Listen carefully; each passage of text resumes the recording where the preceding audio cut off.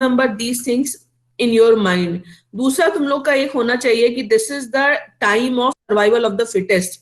तो एक चीज तुम लोग याद रखना, ऐसा कुछ नहीं होना चाहिए कि कोई कुछ बोले और तुम एकदम ब्लैंक हो कि तुम्हें पता नहीं है। So try to expand the horizons of your knowledge. वो तुम्हारे काम का है, वो तुम्हारे काम का नहीं है, वो तुमको पता होना चाहिए। जैसे कि आज तुम सबको मालूम है कि 23 जनवरी है, टुडे इज द, क्या है आज, पता है तुम लोग को? पराक्रम डेज। पराक्रम दिवस। पराक्रम दिवस किसको घोषित किया गया? नेताजी के, सुभाष चंद्र जी के, सुभाष चंद्र बोस के बर्थ एनिवर्सरी की बर्थ एनिवर्सरी है। ये याद रखना, बर्थ एनिवर्सरी है। तुम्हें इंपॉर्टेंट चीज जाननी क्या जरूरी है, जैसे जब तुम लोग इंटरनेशनल लॉ भी पढ़ते हो तो तुमने देखा होगा गवर्नमेंट इन एग्जाइल फॉर्म होती है। गवर्नमेंट इन एग्जाइल का मतलब भी समझ लेना कि what is the meaning of government in exile. तुम्हारे देश में कुछ लोग घुसे और तुमको देश से भगा दिया, उस देश पे रूल करने का राइट तुम्हारा है। जिन लोगों ने तुम्हें भगाया, तुम देश के बाहर गए, तुमने अपने आप को संगठित किया, तुमने अपनी ताकत इकट्ठा करी और तुमने अपने क्लेम को कि तुम वहां पे सरकार बनाने के लिए अधिकृत हो, उस कंट्री पे दोबारा तुमने क्लेम किया। और इसमें क्या होता है, जब आपको बाहर भगाया गया या जब आप बाहर गए because of the any reason, because you all were aware that the Britishers was very much afraid of Netaji Subhash Chandra Bose, और उनको देखते ही गोली मारने का ऑर्डर था। And he was such a brilliant person. वो यहाँ से अफगानिस्तान गए हैं और कैसे कैसे गए, 20 दिनों वहां पे घूमते रहे भेष बदल बदल के, because he had a special skill. और वहां से वो सोवियत संघ गए क्योंकि उनको लग रहा था कि अगर मैं सोवियत संघ जाऊंगा then I may get any kind of protection और at least I would be safe, और वहां पे मैं कुछ ऐसा करूंगा ताकि मैं अपने देश को आजाद करा सकूं। तो गवर्नमेंट इन एग्जाइल जो सबसे पहले इस देश में फॉर्म हुई है, that was formed by Netaji Subhash Chandra Bose. 1 lakh लोगों की जो सेना उन्होंने आजाद हिंद फौज उन्होंने क्रिएट करी, जापानियों की मदद से वो बर्मा आए और वो नागालैंड से इंडिया में एंटर करे थे। और वहां पे उन्होंने सबसे पहले इंडिया को इंडिपेंडेंट डिक्लेयर करके, because that was the part of the India को इंडिपेंडेंट डिक्लेयर करके अपनी कैबिनेट फॉर्म करी, खुद को इंडिपेंडेंट इंडिया का प्राइम मिनिस्टर डिक्लेयर किया, और साथ ही साथ उन्होंने ये ओपन चैलेंज दे दिया ब्रिटिशर्स को कि अब आप यहाँ पे ज्यादा समय तक टिक नहीं सकते। ये चीजें हमेशा मैक्सिमम लोगों को पता नहीं है, पर इसमें एक चीज याद रखना, this government which was formed by Netaji Subhash Chandra Bose in exile that received recognition of 9 different countries। जो आपकी जो गवर्नमेंट इन एग्जाइल होती है बहुत बार होती है, तो इसमें क्या होती है, अगर आपने कहीं और जाकर के अपनी सरकार बनाई तो दूसरे जो देश होते हैं अगर आपको मान्यता देने लगते हैं तो आपकी पोजीशन स्ट्रांग हो जाती है। So remember at that point of time when Netaji formed government declared India as independent country and formed the government, then at that point of time 9 countries, 9 देशों ने भारत की सरकार को मान्यता दी थी, और ये माना था कि Netaji Subhash Chandra Bose is the first prime minister of India and also acknowledged members means Netaji, not only Netaji but also the cabinet members. So this is a kind of leadership इसलिए भी तुम लोग के लिए इंपॉर्टेंट है, बिकॉज रिमेंबर हमेशा से ये मैं चीजें इसलिए तुम लोग को बता रही हूँ ताकि तुम लोग अपना एक होलिस्टिक डेवलपमेंट कर सको। ये तो मैं तुम लोग को बताऊंगी, इसीलिए मैंने तुम लोग को एक बार बताया था कि there are several aspects of intelligence. If you have remember, मैंने तुम लोग को बताया था कि don't emphasise so much on cognitive intelligence only, your social intelligence, your emotional intelligence, your moral intelligence, your environmental intelligence and your spiritual intelligence is equally important। जब आप इन सब को कंबाइन करते हो तो लोगों से मिलना जुलना, उनके इमोशंस को रिस्पेक्ट करना, जो कल तो आप लोग की क्लास नहीं थी, जो कल मैंने बताया था कि how basically you are going to expand yourself. So the basic purpose of the leadership, जैसे नेताजी की जो लीडरशिप क्वालिटी है, you are going to expand. और एक्सपेंशन क्या होता है, बॉडी का एक्सपेंशन नहीं होता, एक्सपेंशन कॉन्शियसनेस का होता है। और ये कैसे ये एक्सपैंड करती है, अभी मैं थोड़ा सा एग्जाम्पल दूंगी, इसके बाद हम लोग मेन इस पे आएंगे।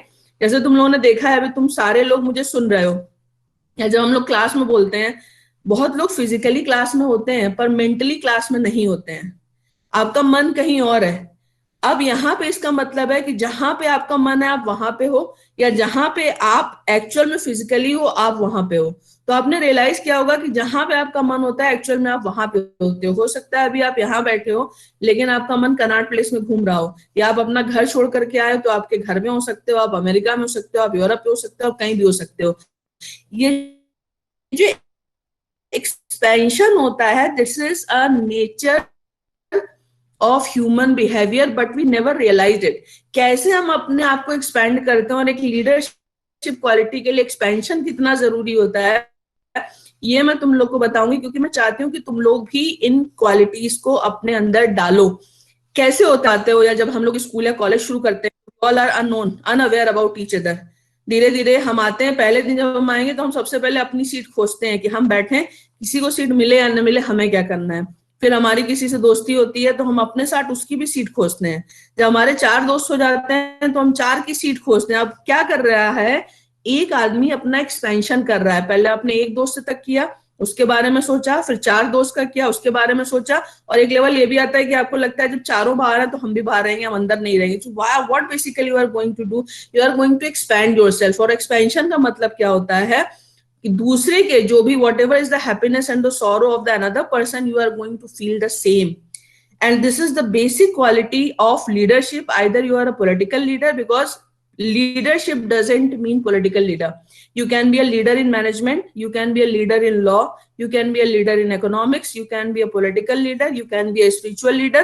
But always remember, when the spirituality is going to combine with any kind of leadership, then that leader is going to make some wonders. ये वंडर करता है। क्यों? Because spirituality teaches you how to remain balance in the life. तो spirituality का not necessarily means that you are meditating for throughout the day. Spirituality means आप अपने मन को कैसे स्थिर करते हो, और आपको पता होना चाहिए। कई बार तुम लोग देखते हो सारा दिन पढ़ रहे हो और हमारा कोई आउटकम नहीं आ रहा है। क्यों नहीं आ रहा है? क्योंकि आप फिजिकली जहां पे हो वहां पे आपका मन नहीं है। So you should learn how to control your. इसीलिए मैंने तुम लोगों को कॉन्शियसनेस के 5 लेवल जब बताए थे तो पांचों यूनाइटेड होने चाहिए, वो एक जगह होने चाहिए, तब जाकर के आपको कंसंट्रेशन आता है, तब उस काम में परफेक्शन आता है। और लीडर बनने के लिए या कोई भी नया काम करने के लिए ये परफेक्शन बहुत ज्यादा जरूरी होता है। तो नेताजी टाइप के जो लोग थे, ऐसी पर्सनालिटीज बहुत कम होती हैं। तुम लोग का मन करेगा तो तुम लोग यूट्यूब पे एक मूवी देखना, इंडिया के मैक्सिमम स्टेट्स ने उस मूवी को रिलीज नहीं किया। The name of the movie is Netaji Subhash Chandra Bose. अभी रिसेंटली आई है। You just see the caliber of that person. He was not an ordinary person, he was a super extraordinary person. So how you can inculcate extraordinary qualities in you? You should learn good things. अच्छी अच्छी चीजें पढ़ो, और अपना हमेशा, जब भगवान ने जानवर से इंसान को सीधा करके उसकी खोपड़ी ऊपर की तरफ करी थी ना, तभी उसको इंडिकेट कर दिया था कि आपका जो डेवलपमेंट है वो ऊपर की तरफ होना चाहिए। लेकिन ऊपर की तरफ जाने के लिए आपको मेहनत करनी पड़ती है, नीचे की तरफ आप अपने आप चले जाते हो। So uplift your thought and uplift your ideas, this is very much important. That's why remember, ये जो तुम्हारा लीडरशिप होता है, लीडरशिप के लिए और लीडरशिप के लिए जरूरी नहीं कि आप ही लीड करो। लीडरशिप में लीडरशिप की क्वालिटी ये भी होती है कि आप लीडरशिप को क्रिएट भी करते हो, आप दूसरे की पोटेंशियल को आइडेंटिफाई भी करते हो। So basically there are 2 types of leadership, visible leaderships and invisible leadership. Subhash Chandra Bose has identified the leadership quality of another persons also. Invisible leader क्या होता है? वो दिखाई नहीं देता लेकिन वो पहचानने की क्षमता रखता है। जैसे रामायण में आपने जामवंत को देखा है, he is a very old person, उनका वो लड़ नहीं सकते हैं। जब वो कहते हैं कि समुद्र को कौन पार करके जाएगा, तो अंगद कहते हैं मैं चला तो जाऊंगा पर लौट के आऊंगा इसकी कोई गारंटी नहीं है। बाकी कोई कहता है इतने मील, कोई भी उतना बड़ा समुद्र पार करने के लिए तैयार नहीं है। Then at that point of the Jamwant is the person who is identifying the capabilities of Hanuman. So the leadership of Jamwant is invisible leadership, क्योंकि वो एक लीडर को खड़ा करते हैं जो एक छलांग में इतना बड़ा समुद्र पार करता है। So this is the difference of visible and invisible leadership. So always remember, a good leader is a leader who is visible leader as well as invisible leader. तो तुम लोग अपने अंदर जैसे अच्छी अच्छी क्वालिटीज लेकर के आओगे, तुम्हारा एक्सपेंशन अपने आप होगा। इस पर मैं आगे तुम लोग को और भी चीज बताऊंगी। तो लास्ट क्लास में हम लोगों ने जो देखा था, हम लोगों ने बहुत सारी चीजें डिस्कस करी, and if I have correctly remember then I concluded on the case of R.D. Shetty versus International Airport Authority. And in that case, I told you that how there are certain characteristics to identify that whether a particular body is a state or not. तो इसमें आपने क्या क्या देखा था? इसमें आपने देखा कि whether a particular body is completely financed by the state or not, who is going to provide the expenses to that particular organization, what kind of function that organization is performing, whether there is a monopoly or monopoly is conferred over that particular body, or the third and the most important, last and the most important thing, whether the state has transferred its own rights to a particular body. So all these were the characteristics of which was propounded by the Supreme Court in the case of R.D. Shetty versus International Airport Authority. अब आज जो हम लोग case पढ़ेंगे, that is the first case of your syllabus. The name of the case is, write down the name of the case, Som Prakash Rekhi versus Union of India. Som Prakash Rekhi versus Union of India. AIR 1981 SC212. AIR 1981 SC212. What are the facts of this case? इसको हम धीरे धीरे समझेंगे, वैसे मुझे लगता है आप लोग को अपने आप समझ में आ जाएगा, because we have already discussed so many things, but let's see the facts of the case. What are the facts of the case? The facts of the case is Som Prakash Rekhi is a clerk, means he is an employee to the Burma Shell Oil Storage Limited, which is a company, oil company है, Burma Shell Oil Storage Limited. Som Prakash Rekhi is an employee in this company. He has completed his term and he has been retired. Term पूरा किया, retire हो गए, and then according to the scheme under the employees provident fund and family pension fund act 1952, it means his rights has been guaranteed under this act. Now he is post retirement, he is entitled for post retirement pensionary benefits. तो pension कौन देगा? Pension employer देगा. Employer कौन है? Burmah Shell oil storage limited. आपको पता है जब कोई रिटायर होता है तो पूरा जोड़ घटा करके बनाया जाता है कि इसकी कितनी इसको जो है पेंशन मिलेगी. इनकी पेंशन कितनी फिक्स की गई? 165 रुपीज 99 पैसे, 165 रुपए 99 पैसे. This was the amount which was fixed as pensionary amount for Mr. Som Prakash Rekhi. But suddenly what happened? Suddenly Burma Shell Oil Storage Limited, that was taken over by the Bharat Petroleum Corporation Limited. Take over इसका किसने किया है? BPCL ने, Bharat petroleum corporation limited. You all are very much aware about the mergers and acquisitions. Private sector में ये होते रहते हैं. जैसे आप लोगों ने देखा कि टाटा ने जगुआर को खरीदा, तो मर्जर्स एंड एक्विजिशंस में एक्विजिशंस भी होते हैं, मर्जर भी होते हैं. जैसे मैंने तुम लोग को लास्ट क्लास में बताया था कि कभी दो कंपनी मिलकर के एक नई कंपनी बना लेती है, मर्ज हो जाती है. और कई बार क्या होता है कि एक्वायर कर लेती है एक कंपनी पूरी दूसरी कंपनी को पूरे तरीके से. और कई बार जैसे हम लोगों ने देखा है कि एक्वायर तो करती है लेकिन प्रोडक्ट का ब्रांड नेम, क्योंकि brand value is something which is very much important, कि अगर एक्वायर या एक्विजिशन कर भी लेती है तो भी उस ब्रांड को चलाती हैं. Like you can take the example of BlackBerry, कि ब्लैकबेरी को एक्विजिशन करने के बाद भी ब्लैकबेरी की मार्केट इतनी बड़ी थी, ब्लैकबेरी का नाम इतना बड़ा था कि ब्लैकबेरी चला. तो यहाँ पे क्या किया गया है? There is an acquisition.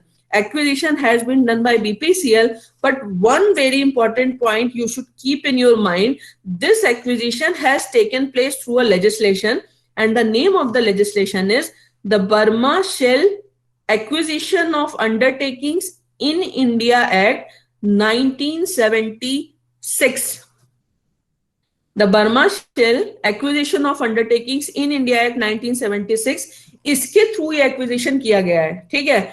अब एक्विजिशन करने का मतलब क्या हुआ कि now who is the employ of mister Som Prakash Rekhi, because BPCL has taken over the Burma Shell Oil Storage Limited. So now Som Prakash Rekhi, he will get his pension from BPCL. BPCL ही उनको pension देगा because BPCL has taken over Burma Shell Oil Storage Limited. जब take over होता है, आगे हम लोग इसको और डिस्कस करेंगे क्योंकि ये तो पुराना केस है, लेकिन आज की तारीख में भी अगर आप देखोगे तो टेक ओवर होते ही सबसे पहला डर क्या होता है? द फियर ऑफ रिट्रेंचमेंट, कि जो कंपनी एक्वायर करती है वो रिट्रेंचमेंट करती है. तो यहाँ पर इन्होंने एक्विजिशन जब इसका किया तो रिट्रेंचमेंट किया कि नहीं किया, that is not known according to the fact. But here the important question is the BPCL has decided to reduce the pensionary amount of Mr. Som Prakash Rekhi and considerably reduced it. Considerably reduce कैसे कर दिया? 165 रुपए से घटा के सीधे 40 रुपए पे ले आए, 40 rupees per month. Now, as per the new order of the BPCL, Mr. Som Prakash Rekhi will receive 40 rupees per month as pension. Now 40 rupees मतलब 165 से आप 40 रुपए पे लेकर के आ रहे हो, so there is a great shift in the amount. So whether this much of amount is sufficient for this person, क्योंकि पेंशन क्या होता है? Pension is a right of the retired person. So what he is believing he cannot survive in such a meager amount, and to protect his right to property. Right to property की बात यहाँ पे क्यों आई है? Remember, as of now, right to property is not the fundamental right.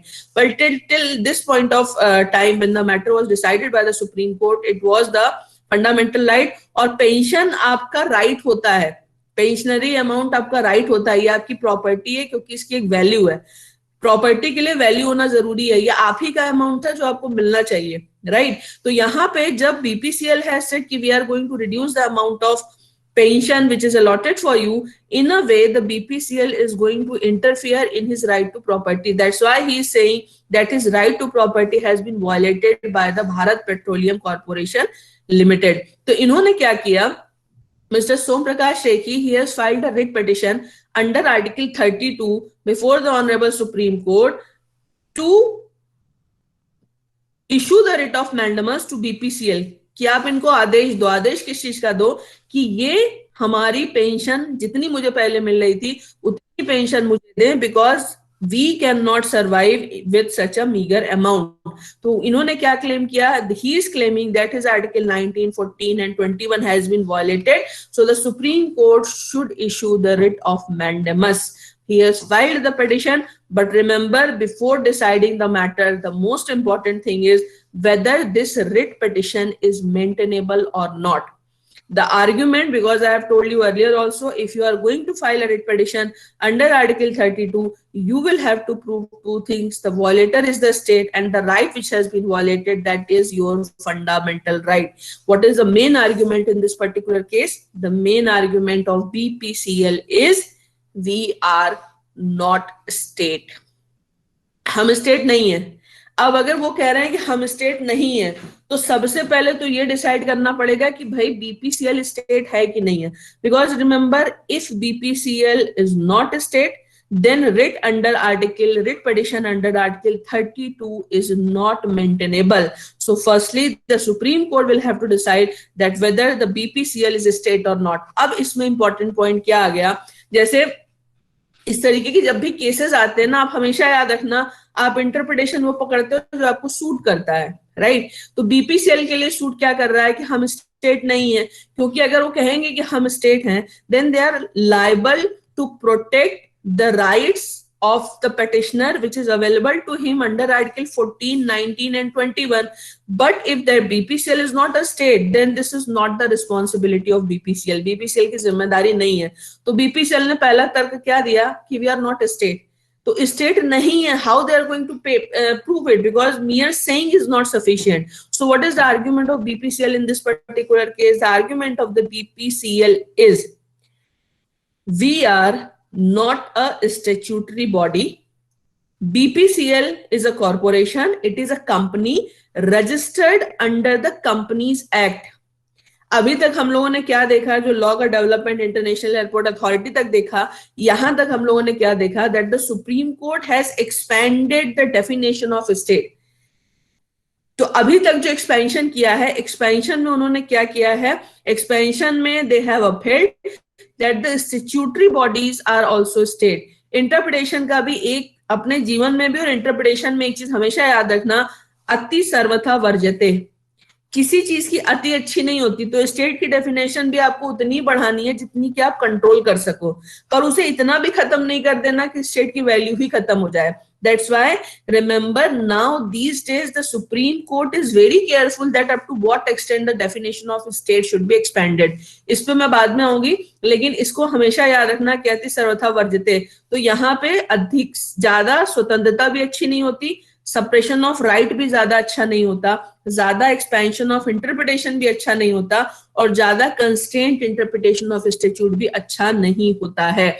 यहाँ पे the argument of BPCL is very much clear they are saying that we are a registered company under the Companies Registration Act, and anybody else can also register a company under this particular act. So like any other company, we are also not state. हम state नहीं है, क्योंकि Companies Act में मैं भी company registered करा सकती हूँ, आप भी कंपनी रजिस्टर करा सकते हो, सरकार ने भी कंपनी रजिस्टर करा दी।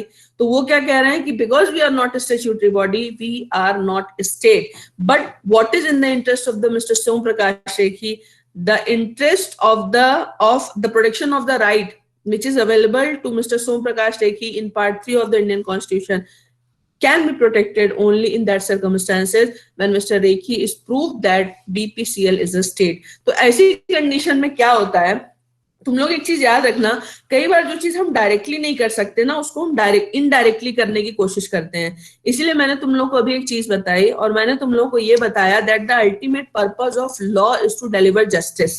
You cannot make any kind of interpretation which is against the spirit of the legislation or which is against the spirit of the Constitution of India. एक छोटा सा एग्जाम्पल देते हैं ताकि तुम लोग को चीज समझ में आ जाए।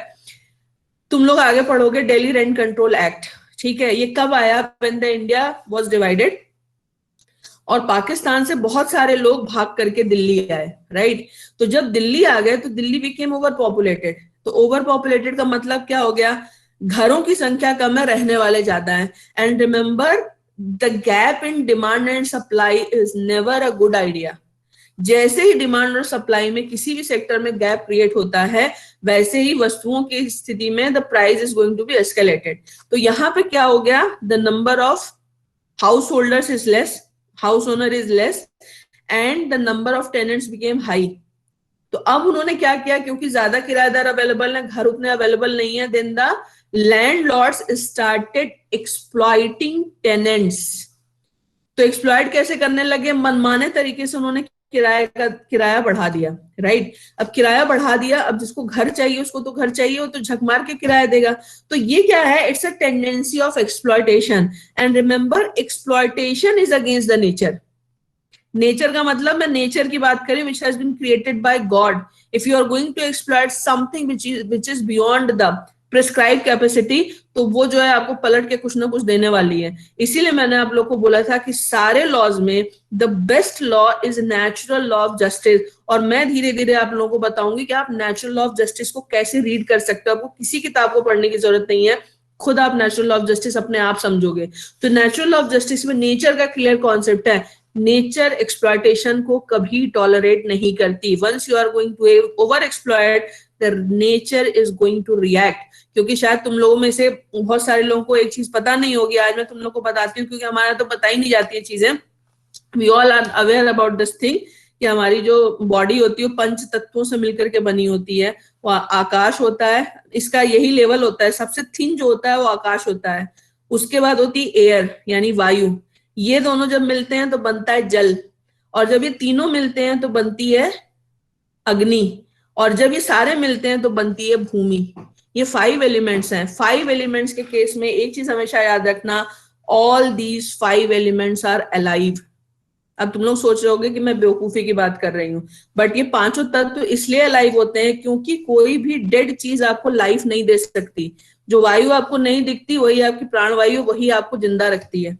जो पानी है, आपको लगता है कि जीवित नहीं, उसी पानी से आपकी बॉडी का 70% बना हुआ है। इसी अर्थ का खाना आप खा करके हमारी इस बॉडी को, जो मैंने आपको 5 लेवल ऑफ कॉन्शियसनेस बताए थे, उसमें जो सबसे पहला अन्नमय कोश है वो आपका बॉडी है, वो इसी अनाज से बनता है। अगर इसमें कोई भी चीज डेड है तो कोई भी डेड चीज एक लिविंग ऑर्गेनिज्म क्रिएट नहीं कर सकती। ये जो मिट्टी होती है, इसमें आप बीज डालो तो पौधा निकलता है, आप सीमेंट में डाल के देखो क्या निकलेगा? नहीं निकलेगा। तो अब जिसको वैज्ञानिकों ने खोजा, शायद आप लोगों ने थोड़ा देखा होगा, वो लोग कहते हैं धरती सांस लेती है। पढ़ना इसको जाके, this is something which is very interesting. और अभी हमारे जापान के एक साइंटिस्ट हुए, उन्होंने बोला कि वाटर हैज मेमोरी। आप सोचो हमारे यहाँ ये चीजें कब से थी, अनाज की मेमोरी होती है, पानी की मेमोरी होती है, मिट्टी की मेमोरी होती है, अग्नि की मेमोरी होती है और आकाश की मेमोरी होती है। इसीलिए इन पांचों चीजों को आप जिस फीलिंग से लेते हो ये आपकी बॉडी में वैसा ही रिजल्ट देती हैं। इसीलिए आप लोग देखना अपने यहाँ जब भी पूजा की जाती है, इन पांचों तत्वों की पूजा की जाती है, स्पेशली जल की, तो मेरी तुम लोग को सजेशन ये है कि ये चीज पहले तुम लोग समझो कि if all these 5 elements are alive, और अलाइव इसलिए क्योंकि ये पांचों मिलकर के हमें जीवित रखते हैं, because all these 5 elements are alive, so they have the same kind of emotions what we have। इसीलिए अगर आप वो एक्सपेरिमेंट बहुत अच्छा है, उसको तुम देखना, तुम लोग को देखने लायक है और सबको देखना चाहिए। उस जापानी साइंटिस्ट ने क्या किया, मस्कीटो को समथिंग करके नाम है, मैं बता दूंगी तुमको। उन्होंने पानी रखा, क्रिस्टल क्लियर वाटर, साफ सुथरा, और चारों तरफ लोगों को बिठा करके मसारू, राइट, उसकी प्रेयर करी। जब प्रेयर करने के बाद उन्होंने क्रिस्टल चेक किए तो क्रिस्टल बहुत सुंदर थे, और 5 पानी रखा, उसको -32 पे उन्होंने फ्रीज किया, और जब क्रिस्टल चेक किए तो क्रिस्टल बहुत खूबसूरत थे।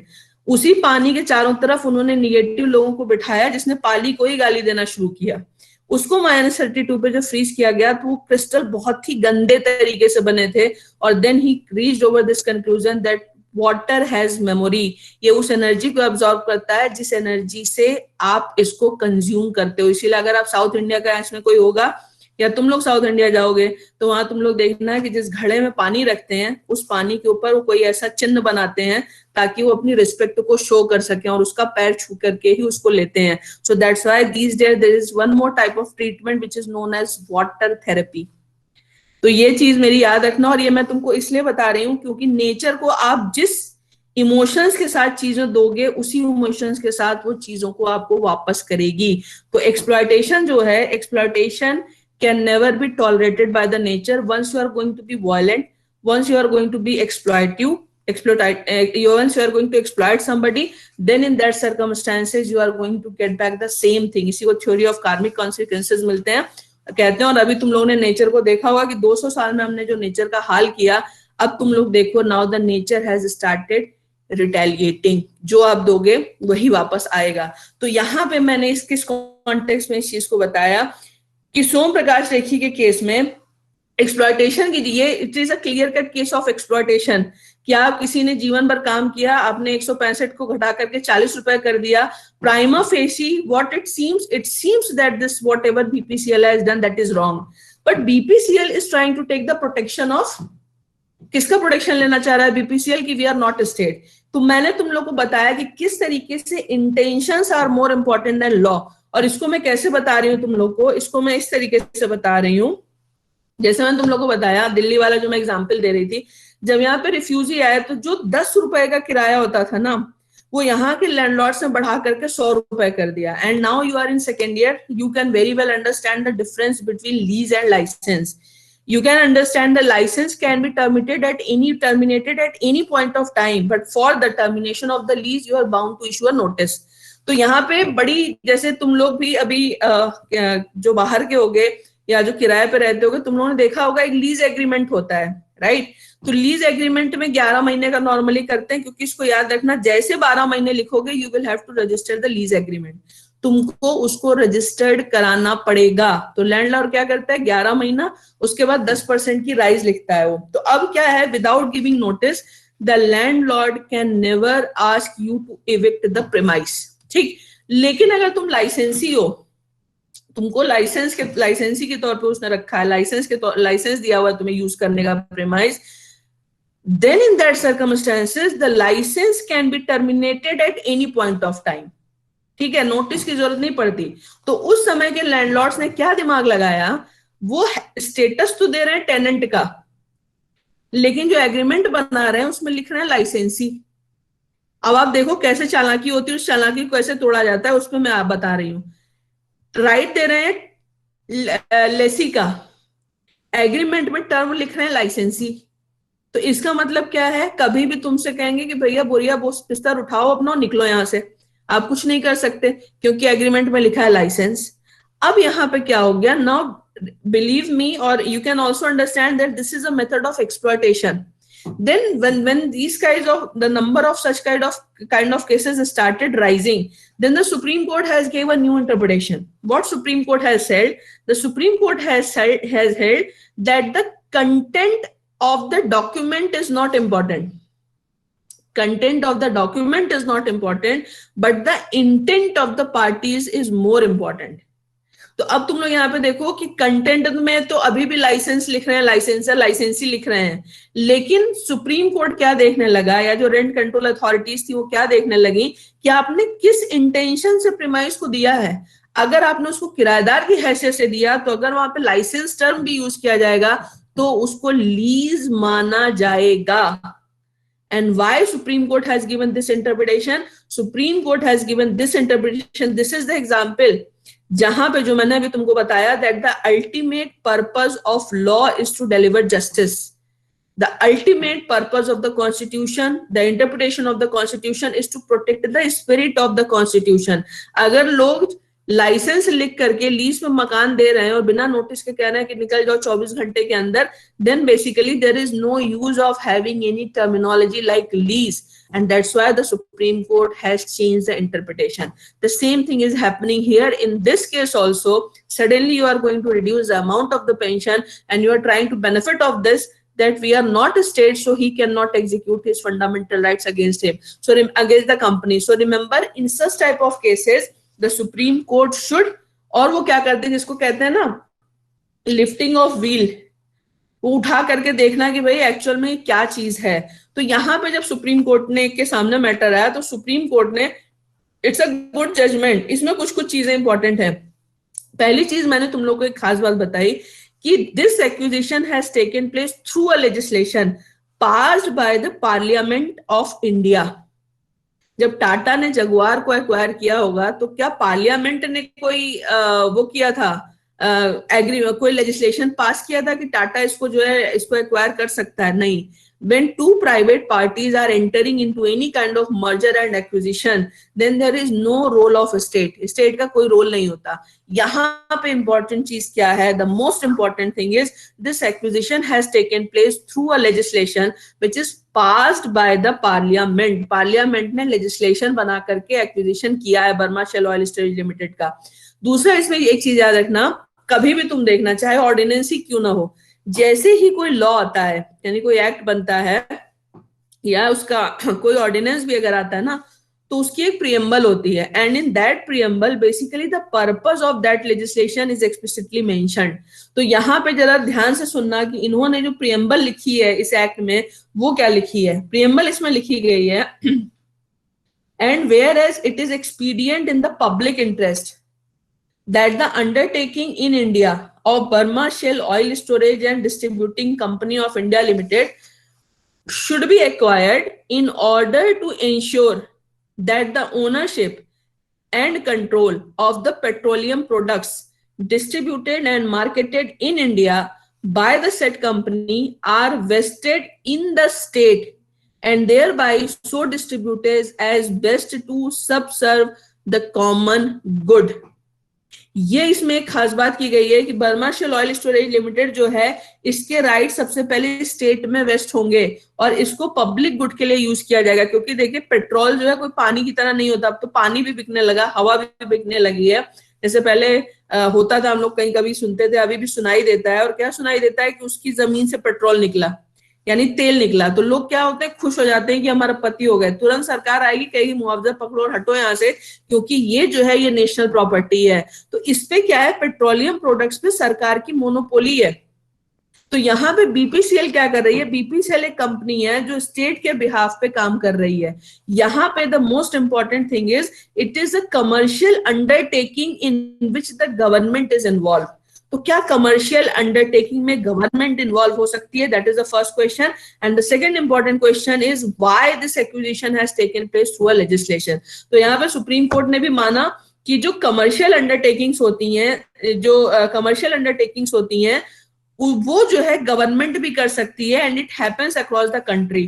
तो कमर्शियल अंडरटेकिंग के बाद what next the government can do, either the government itself can run those companies, और वो मतलब उस अंडरटेकिंग से जिसको एक्वायर किया उसको सीधे अपने कंट्रोल में ले ले, और they can transfer it to some other company और कॉर्पोरेशन। तो क्योंकि मैंने आप लोगों को पहले भी बताया था, under article 298 the state can get involved in various kinds of commercial activities. और मैंने आप लोग को रीजन भी बताया था कि क्यों commercial activities में स्टेट को इन्वॉल्व होना होता है, because there is a huge amount of fund is required for the development of the country and to run the social welfare schemes. India में प्रॉब्लम क्या है, इंडिया जब एक चीज कभी मैं तुम लोग को बताऊंगी कि जब इंडिया इतना प्रॉस्पेरस था, क्योंकि मैंने तुम लोग को इंग्लिश मेडिसिन का एग्जांपल दिया था, तो उसमें तुम लोग याद रखना कि उस समय हम इतने प्रॉस्पेरस क्यों थे, because majority of the population was contributing in economy. हमने क्या किया ना, उस पिरामिड को पलट दिया है. अब अगर जब टैक्स की तुम बात करो, then the number of taxpayer is very less and the number of dependent over this taxing amount is very huge. तो हम क्या किए, हम प्रॉस्पेरस से नीचे आ गए. अब अगर हमें इस प्रॉस्पेरिटी को बढ़ाना है तो हमें इस रिस्पॉन्सिबिलिटी की शेयरिंग को भी बढ़ाना होगा, so that more and more number of people could contribute in economy. इसीलिए जो है सरकार की ये कोशिश होनी चाहिए कि ज्यादा से ज्यादातर लोग जो है वो इंडिपेंडेंट बने और वो टैक्स पे करें, क्योंकि पूरी देश का जो बर्डन है वो कुछ लोग उठाते हैं और बाकी लोग इनडायरेक्ट टैक्सेस तो पे करते हैं, पर उनके एक्सपेंसेस पे डिपेंड करता है कि what kind of taxes basically they are going to pay. So that's why remember, as per article 298, the government is allowed to do any kind of commercial activity, and we have already seen this in the case of Rajasthan State Electricity Board. अब यहाँ पे next important सवाल क्या आता है, जैसे मान लीजिए here in this case the Companies Act is already an existing legislation, right? And in that act, I can register a company, you can register a company. In this case, the government has registered a company. But remember, if I am going to register a company, then I will pay the initial corpus. मैं पे करूंगी या company के जितने भी directors होते हैं वो बताएंगे कि कंपनी लाख रुपए से शुरू होगी, 10,000 से शुरू होगी, करोड़ से शुरू होगी, और वो उसमें अपना पैसा लगाते हैं. ठीक, पैसा लगाने के बाद the benefit they are generating, they are distributing among themselves. This is the normal basic model. But in the case of BPCL, important चीज ये है कि जब ये बनी तो इनिशियल कॉर्पस किसका था, और जो ये प्रॉफिट कमा रही है वो पैसा किसके पास जा रहा है. Because if the company is private, then the benefit should be shared by the directors. But if it is a government company, then profit ultimately goes to the government, and then the government decide that how the government is going to distribute it. यहाँ पे इसमें याद रखना, in the case of Bharat Petroleum Corporation Limited, the initial corpus was provided by the government of India. सरकार ने दिया था. The second important thing is, इसके board of directors जितने होते हैं, they are appointed by the government. Employees की salary भी सरकार देती है. It means BPCL is under the deep and pervasive control of the government of India. Initial corpus सरकार का है, डीप एंड परवेसिव कंट्रोल सरकार का है, और जो बीपीसीएल प्रॉफिट जनरेट करता है वो भी सरकार को जाता है. तुम लोगों ने ब्लू चिप कंपनीज के बारे में सुना होगा. That is, so ultimately the benefit is also going to be distributed और शेयर्ड विद द गवर्नमेंट. तो यहाँ पे इंपॉर्टेंट चीज क्या है, सुप्रीम कोर्ट ने ये बोला कि basically there is all the characteristic of the state. The only difference is this BPCL is not a statutory body but a registered company under the companies registration act. तो क्या अब state की definition को change करने का समय आ गया है? सुप्रीम कोर्ट ने बोला हाँ, because if we are not going to expand the definition of the state, then in that circumstances we are going to give a very easy escape to the state. और क्या escape है? State companies बनाती रहेगी, लोगों के right को violet करती रहेगी, और जैसे ही वो अपने राइट के वायलेशन के लिए कोर्ट के पास जाएंगे, सरकार ये कहेगी कि ये स्टेट थोड़ी ना, हमारी कोई जिम्मेदारी नहीं, क्योंकि ये तो ऑटोनोमस कंपनीज हैं, हमारा इनके ऊपर कोई भी कंट्रोल नहीं है. So in this way the purpose of Article 32 and the fundamental right that is going to be redundant. That's why in this case the Supreme Court has ultimately decided to expand the definition of the state, and they have held that BPCL is a state. तो इसका मतलब ये है कि this writ petition is also maintainable. So this was the judgment of Som Prakash Rekhi versus Union of India, and I don't think that there is any confusion. So if you allow me, firstly I wanted to start the another case. थोड़ा सा हम इसको discuss कर लेते हैं, and then if you have any question and answer we will take up the question answer round. So let's come to the next case which is prescribed in your syllabus. The name of the case is Pradeep Kumar Biswas versus Indian institute of chemical Biology. Pradeep Kumar Biswas versus Indian Institute of Chemical Biology, 2002, 5 SCC 111 111. Pradeep Kumar Vishwas versus Indian Institute of Chemical Biology. आप सब लोगों ने CSIR का नाम सुना होगा. The full form of CSIR is Council for Scientific and Industrial Research. It's a very renowned, ये एक इसका स्टेटस हम बाद में डिस्कस करेंगे, but the name is very much renowned and they are basically performing doing research work जिसमें कि public interest involve है.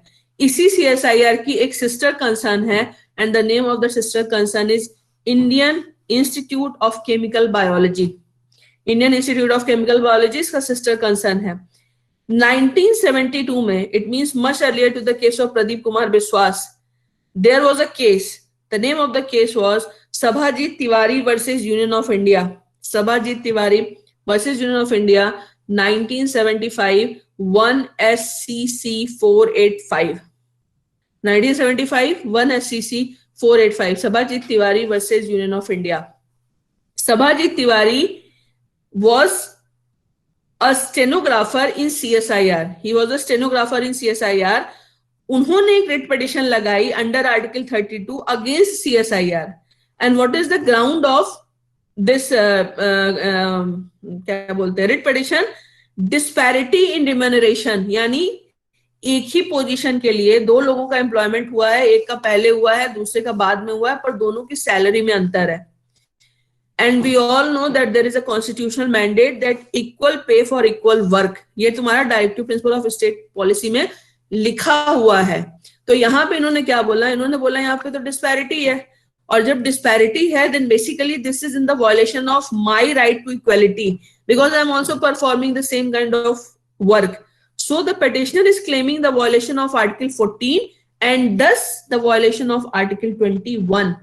But when he has filed the petition was rejected by the Supreme Court on this ground that CSIR is not a state because CSIR is a society registered under the Societies Registration Act in the year society registered under the Societies Registration Act and not a statutory body. तो सभाजीत तिवारी के case में supreme court ने बिल्कुल साफ साफ decide कर दिया कि CSIR is not a state. अब 1972 से हम आ गए प्रदीप कुमार विश्वास के टाइम पे, और प्रदीप कुमार विश्वास का केस क्या है? प्रदीप कुमार विश्वास is working in Indian Institute of Chemical Biology, which is a sister concern of CSIR. ठीक है ना, ये sister concern of CSIR है. इनका भी कुछ सर्विस का इश्यूज है. इन्होंने क्या किया है? He has also filed a writ petition before the Supreme Court on the basis of this thing that his fundamental right has been violated. But again, Pradeep Kumar Vishwas will also have to prove that Indian Institute of Chemical Biology, which is a sister concern of CSIR, that is a state. Only then the writ petition is going to be maintainable under Article 32. लेकिन इसमें क्या हुआ है? जब ये matter Pradeep Kumar विश्वास का आया 2002 का ये जजमेंट है, तब तक क्या है? There is a lots of change in the circumstances. और मैंने तुम लोगों को पहले ही बताया था कि किस तरीके से post liberalisation the system started changing in India. और उसके पहले भी मैंने तुम लोगों को बताया था कि किस तरीके से जो गांधी का मॉडल है वो ग्राम स्वराज का मॉडल है, नेहरू जी का जो मॉडल है वो हैवी इंडस्ट्रियलाइजेशन का मॉडल है, शास्त्री जी का जो मॉडल है वो जय किसान जय जवान का मॉडल है, इंदिरा जी का जो मॉडल है वो सोशलिज्म का मॉडल है, राजीव गांधी का जो मॉडल है वो डी लाइसेंसिंग का और परमिट और कोटा राज को खत्म करने या उसको मिनिमाइज करने का मॉडल है. जो मनमोहन सिंह और नरसिम्हा राव जी का मॉडल है वो लिबरलाइजेशन का मॉडल है जो डिसइन्वेस्टमेंट पे वर्क करता है. ये आगे भी चलता है. और अभी जो मोदी जी का मॉडल है वो भी क्या है?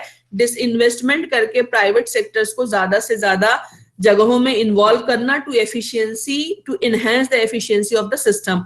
और मैंने तुम लोग को बताया था कि प्राइवेटाइजेशन की जो कहानी शुरू हुई ये इंडिया से नहीं शुरू हुई थी. It started from the European country and America, जहां पे initially everything was under the control of the government, but because of the red tapism the things were not moving. Then these governments decided to encourage. और दूसरा एक model याद रखना, हमारा model जो है वो सोशलिस्ट मॉडल है फिर भी, लेकिन उनका जो मॉडल है वो पैसा कमाने में सबसे ज्यादा बिलीव करते हैं। और इसको मैंने शुरू के लेक्चर्स में तुम लोगों को बताया भी था कि how the basic purpose of industrial revolution was to create a new cult of capitalists and to rule the entire world through after being an economic power। और मैंने तुम लोग को ये भी बताया था कि किस कारण से, इसी रीजन से। अभी आप लोगों ने एक इंटरव्यू पढ़ा होगा या सुना होगा जिसमें कि एक ब्रिटिशर लड़की है, वो कहती है कि ब्रिटेन में हमें ब्रिटेन का इतिहास नहीं बताया जाता कि Britishers were how much cruel, किस तरीके से they rule the entire world with their cruelty.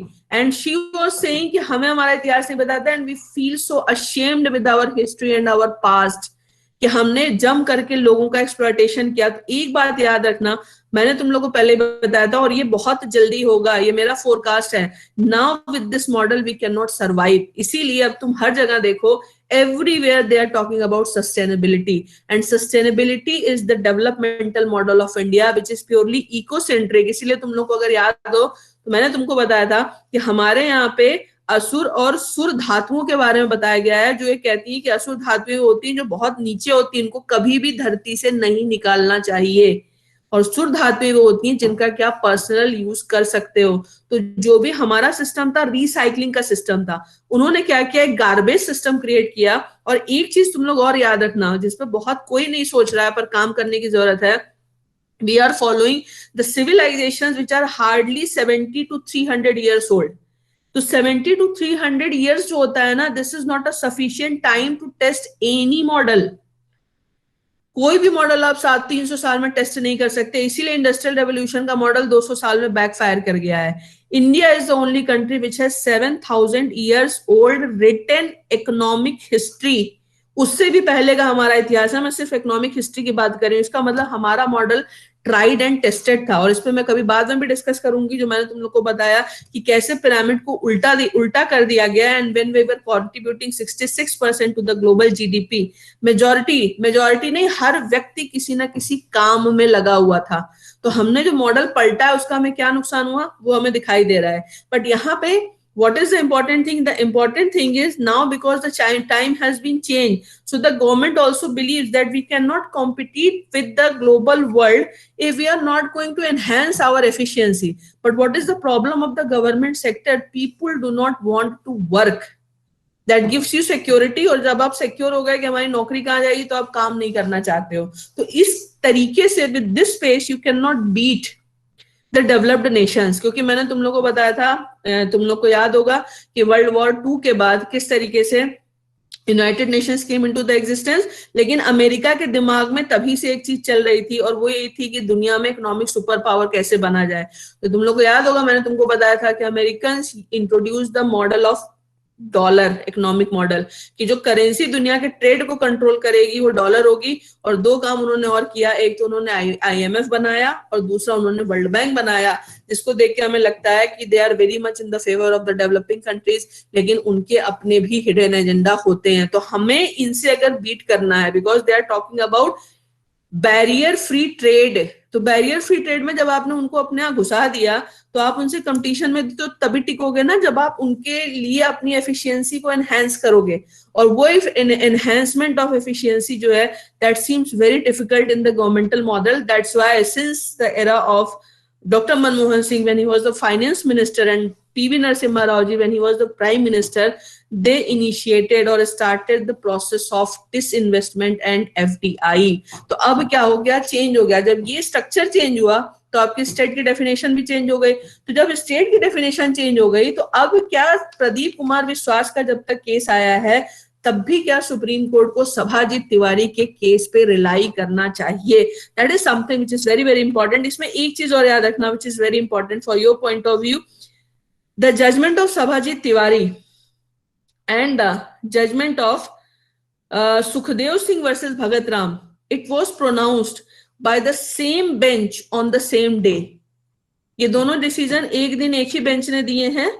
In the case of Sukhdev Singh versus Bhagat Ram, the Supreme Court has held that ONGC, LIC and Finance Corporation, they are statutory bodies, so they are state, And the same bench has decided in the case of Sabhajit Tiwari that CSIR, which is a registered society under the Societies Registration Act, is not a state because it is not a statutory body. ठीक, लेकिन तब से लेकर के, क्योंकि आपने देखा उसके बाद अजय हासिया वर्सेस खालिद मुजीब का केस मैंने आपको बताया, जिसमें कि सुप्रीम कोर्ट ने ये डिसाइड किया कि किस तरीके से a registered regional engineering college is also a state though it is not had been enacted through any statute. तो यहां से जब इतनी सिचुएशन चेंज हो गई है तो फिर अब सभाजीत तिवारी के जजमेंट को भी रिव्यू करना पड़ेगा, क्योंकि मैंने आप लोग एक चीज हमेशा याद रखना, जुडिशरी के लिए विजन की बहुत ज्यादा जरूरत होती है। और विजन का मतलब आंखें भगवान ने सबको एक जैसी दी है, बुद्धि और सर देखने में, लेकिन कहां तक आप सोच सकते हो, और जितना लंबा या दूर का आप, या जितने आप दूरदर्शी होते हो, उतनी ही आपकी कैपेबिलिटीज होती हैं। लीडरशिप की एक खास बात ये होती है, वो बहुत दूर तक सोचती है, वो चाहे जुडिशियल लीडरशिप हो, चाहे पॉलिटिकल लीडरशिप हो, चाहे इकोनॉमिक लीडरशिप हो, चाहे स्पिरिचुअल लीडरशिप हो, चाहे जो भी हो। तो यहाँ पे अब क्या है, because the time has been change, so obviously the interpretation should also be change. तो इसीलिए क्या हुआ कि अब सुप्रीम कोर्ट इसको डिसाइड करेगा, लेकिन इसमें बस 2-3 केसेस के नाम लिख लो, आगे मैं बाद में बताऊंगी कि इस बीच जो केसेस आए हैं उसमें सुप्रीम कोर्ट का क्या ट्रेंड रहा है, what trend supreme court is going to follow. The first cases P K Ramachandra Iyer versus union of India, P K Ramachandra Iyer versus union of India 1984 2 SCC 141। P K Ramachandra Iyer versus union of India 1984 2 SCC 141। इसमें जो status है, जो challenge किया गया है, वो किया गया है Indian council of agriculture research. It's a very renowned organisation, ICAR बोलते हैं इसको, Indian council of agriculture research, and it's affiliate Indian veterinary research institute. इन दोनों को चैलेंज किया गया कि स्टेट है कि नहीं है। तो इसमें याद रखना, in the case of P K Ramachandra Iyer the supreme court has held that both the bodies are state, दोनों बॉडीज जो है वो स्टेट हैं, ठीक है। उसके बाद जो तुम्हारा केस आता है, स्टेट है मतलब they are other authority under article 22 and that's why they are state. दूसरा जो तुम्हारा केस आता है वो आता है BS Minhas versus Indian statistical institute. अच्छा, एक बात याद रखना, फॉलो अभी भी क्यूमुलेटिव थ्योरी वही हो रही है जो कि तुम्हारी RD Shetty versus international airport authority के केस में सुप्रीम कोर्ट ने प्रोपाउंड की थी, and which was also applied in the case of Som Prakash Rekhi. So still the supreme court is going to follow almost the similar thing. The next case is BS Minhas versus Indian statistical institute 1983 4 SCC 582। BS Minhas versus Indian statistical institute 1983 का judgement है।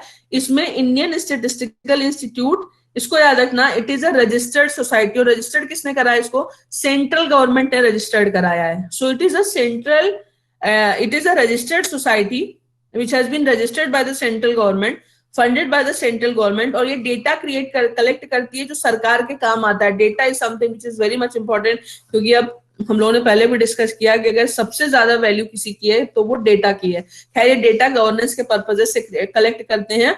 तो यहाँ पे BS Minhas के case में the supreme court has held that Indian statistical institute, a registered society bye the central government of India, is state. ये state की definition में आती है। एक और केस लिख लो, इसके बाद मैं इसको खत्म करती हूँ। The third case is central inland water transport corporation limited, central inland water transport corporation limited versus Brojonath Ganguly. Brojonath Ganguly 1986 का जजमेंट है, 1986 3 SCC 156। ये जो तुम्हारा central inland water transport corporation limited है, ऑब्वियसली सेल्फ एक्सप्लेनेटरी है नाम, it is a company registered under the companies act. लेकिन ये क्या काम करती है, ये वाटर ट्रांसपोर्ट का काम करती है। इसको सेंट्रल इनलैंड है, सरकार ने इसको क्रिएट किया हुआ है, तो ये एक रजिस्टर्ड कंपनी है under the companies registration act. तब भी सुप्रीम कोर्ट ने सेंट्रल इनलैंड वाटर ट्रांसपोर्ट इस केस में डिसाइड किया this is other authority under Article 12. So basically, I am telling you these cases that how the definition of state is expanding, and the Supreme Court is applying the cumulative effect theory, which was propounded in the case of R.D. Shetty versus International Airport Authority, and subsequently approved also in the case of Som Prakash Sekhi. Uski basis pe in bodies को state declare किया है. Then suddenly there is a shift in the behavior of the Supreme Court. वो क्या था, क्यों था और कैसे था, उसको हम बाद में डिस्कस करेंगे. But for today it's all from my side. Now if any of you want to ask any question then you can ask. तो अब तुम लोग अगर पूछना हो तो बताओ, कोई सवाल है तुम? Ma'am, can you please repeat the third case after B.S. Minhas? ये इनलैंड वाटर अथॉरिटी, ये वाटर इनलैंड वाला. Yes, ma'am. एक मिनट में बताती हूँ. Central inland water transport corporation limited versus Brojonath Ganguly. ठीक है. Thank you, ma'am. अब बताओ तुम लोग के कोई सवाल है?